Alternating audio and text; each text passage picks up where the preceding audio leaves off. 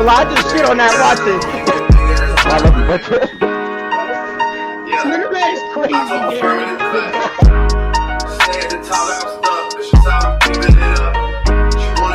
Welcome to a new video. We got Gregory Rabbit Stewart, the Devil of New Orleans. I heard New Orleans get down, bruh.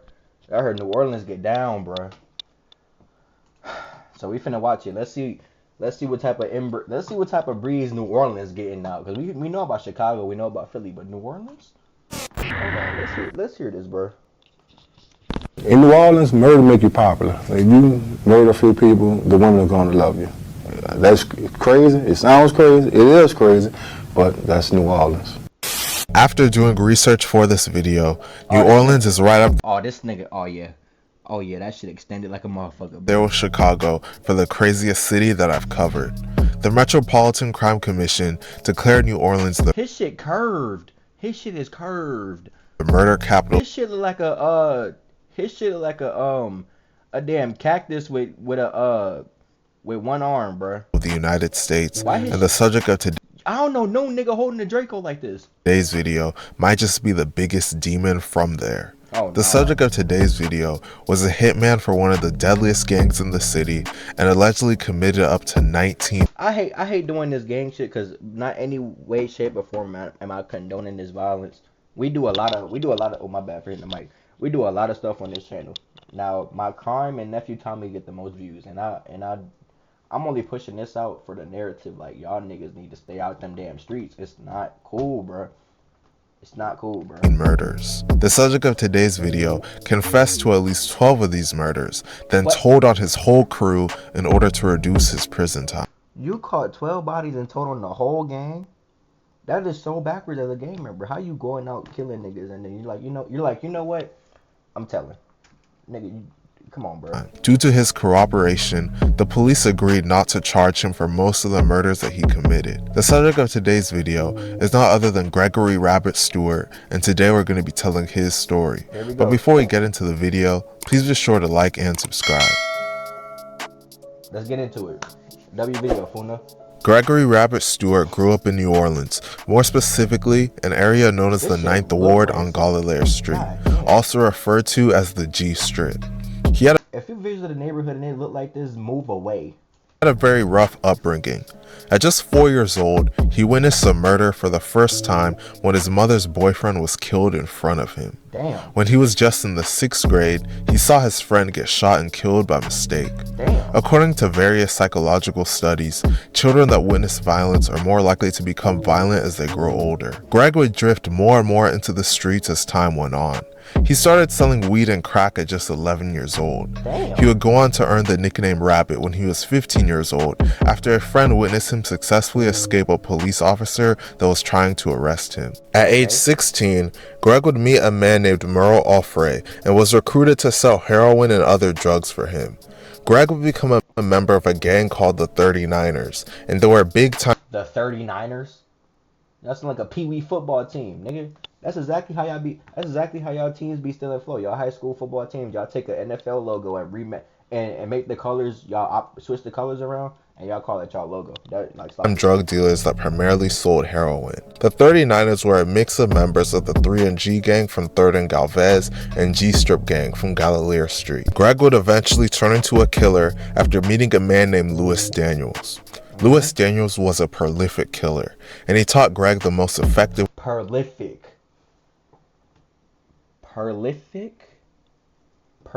killer. Prolific, my nigga. Y'all heard that word before? I haven't. Come on, bro. Ways to kill people. He taught Greg that when he went to kill people, he shouldn't aim for the head, but he should aim for the body and shoot until they fall down. Then he should stand over them and shoot them in the head until they're dead. Shortly after meeting Louis, Greg would put the lessons that he was taught to use.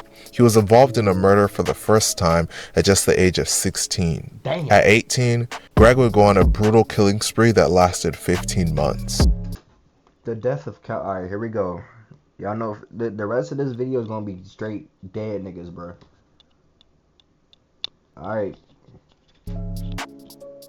God damn, bro.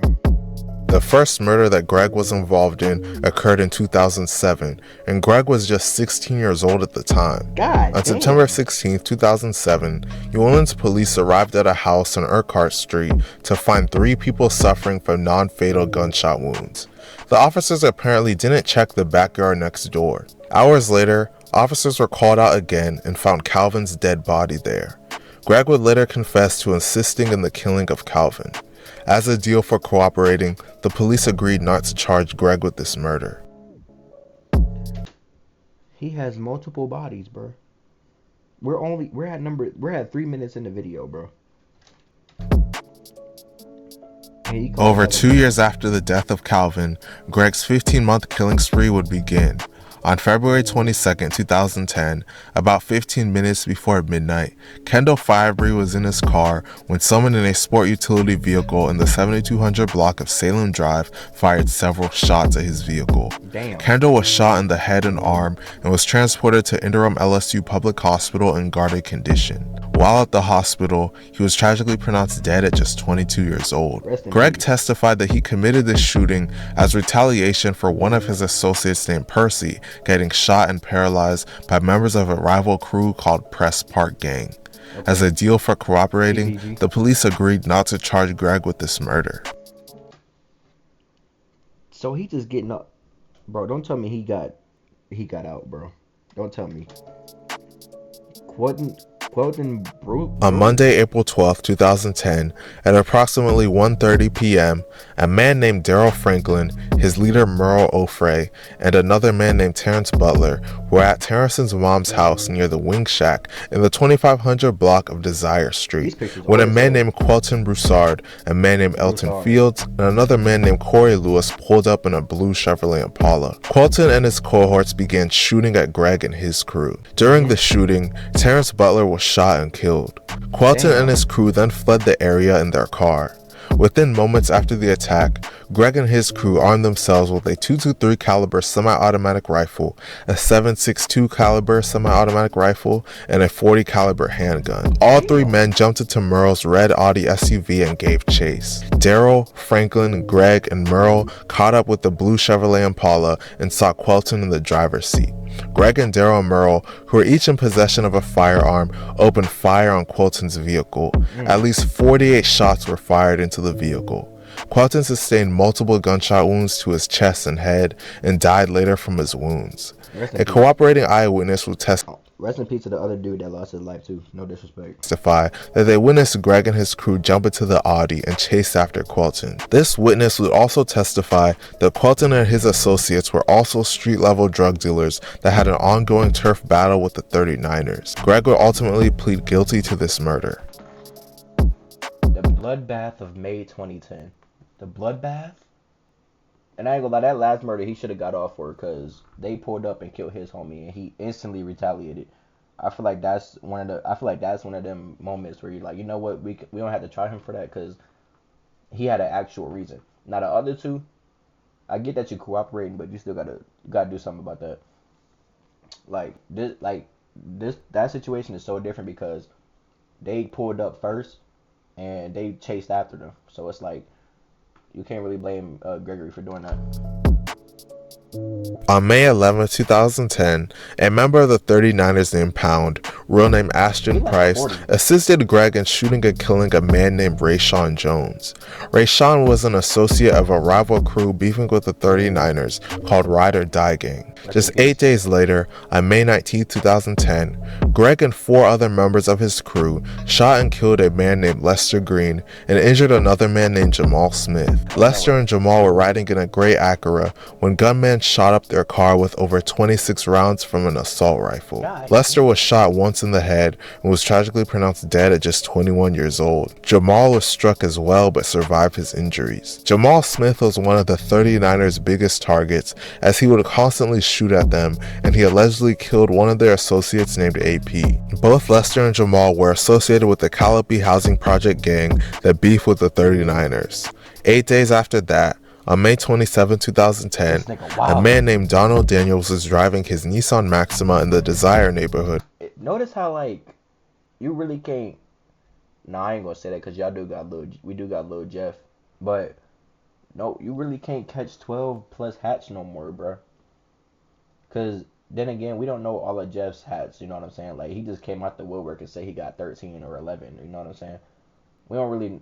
I only know about Monty and the other dude, the two bodies he got. Like that's confirmed for me. That's confirmed. And the dude in the Uber, that's confirmed. That's three confirmed. So it's like where the other, 8, 9 people at, bro? Like, and Q50 saying he got 8. I'm not saying it's not believable, but it's like in this day and age, it's very like not like see why Vaughn got so many bodies because it happened 2010, 2012, 2011, and it's like it's you could do that, bro. It's like nowadays you really can't catch 12 hats. It's just no way. I feel like you just can catch 12 hats, bro. Without something like you getting arrested or something, bro. But when he was shot, Donald would tragically be pronounced dead at just 25 years old. According to paperwork, Greg and another member of the 39ers named T-Red, renamed Terrius Oni, killed Donald because he was an associate of the rival Desire Housing Project gang. As a deal for cooperating, the police agreed not to charge Greg with all 3 of these murders. This nigga is still going. On October 11, 2010, he just out here killing people.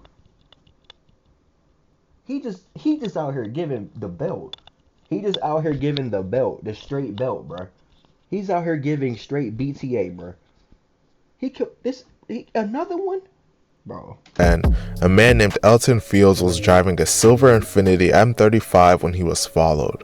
A member of the 39ers named Lee run God damn, what happened to this dude? Man, they whooped his named Leroy Price was driving the stalking vehicle, and Gregory Stewart and T-Red were passengers.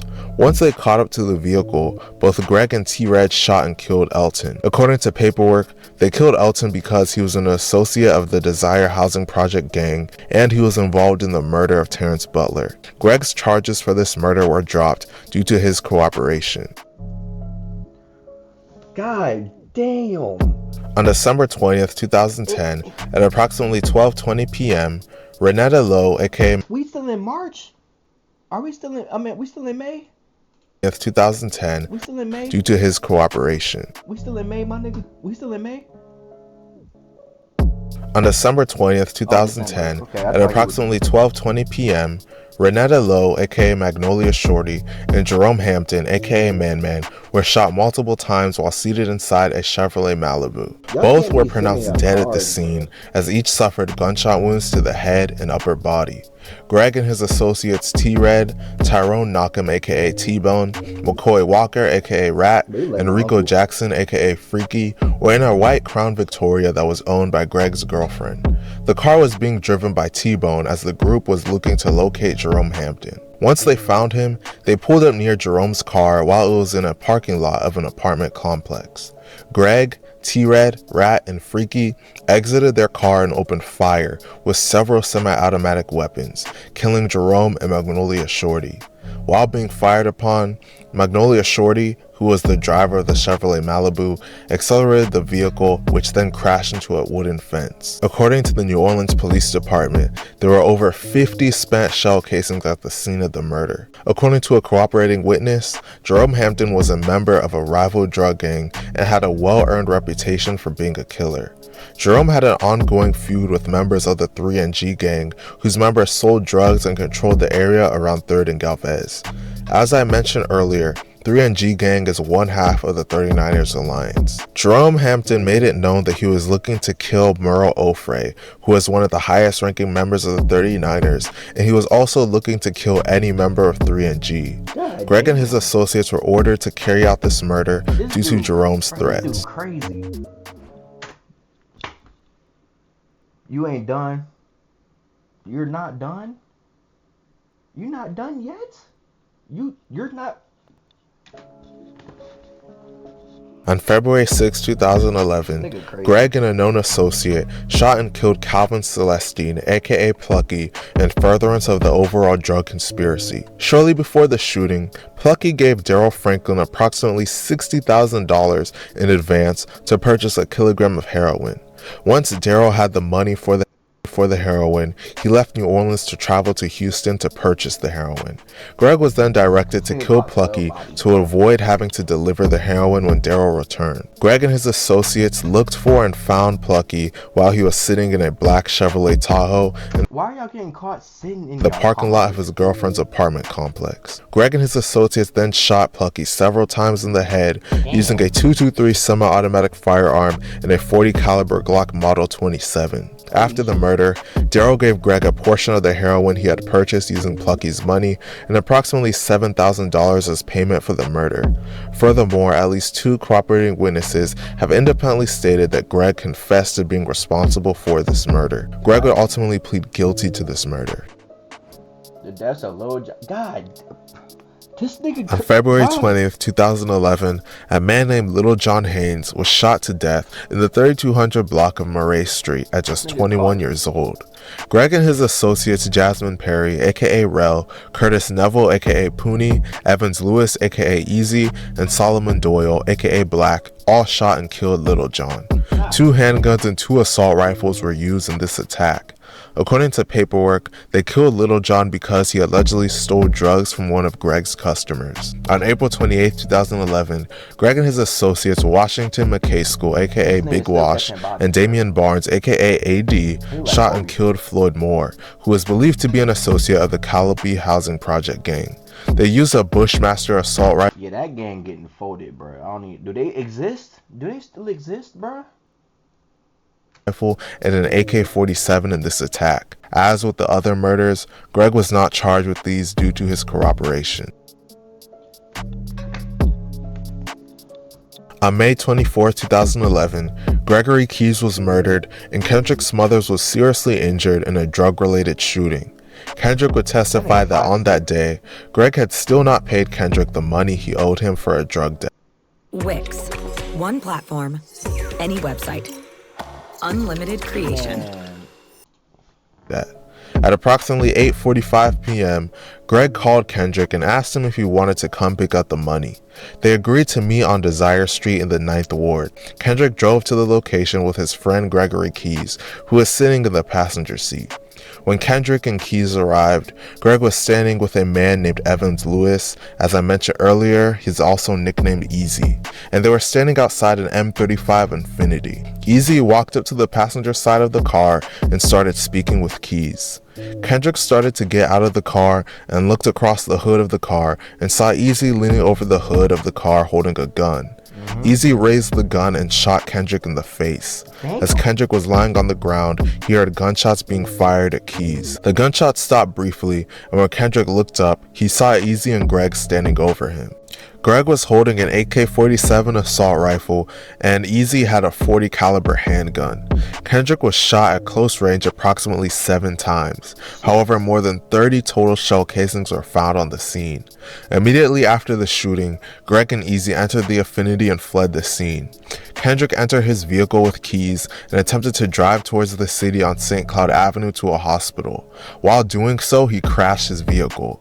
Police and emergency services arrived at the incident at approximately 10 p.m. Keys was tragically pronounced dead by the medical personnel who arrived on the scene. Later on May 25, 2011, Kendrick was shown photo lineups and identified Greg and Easy as the shooters. During the course of this murder investigation, federal agents were able to obtain cell site information on Greg's cell phone. This information corroborated the information relayed by Kendrick and placed Greg at the scene of the murder at the time of the murder. A corroborating witness would later testify that sometime during the week of May 21, 2011, Greg told him that he was going to kill Kendrick. Greg would later admit to helping plan and set up the murder, but he would claim that Easy and another man named Jasmine Perry were the actual shooters. Arrest and cooperate. Hold on. 1, 2, 3, 4, 5, 6, 7, 8, 9, 10, 11, 12.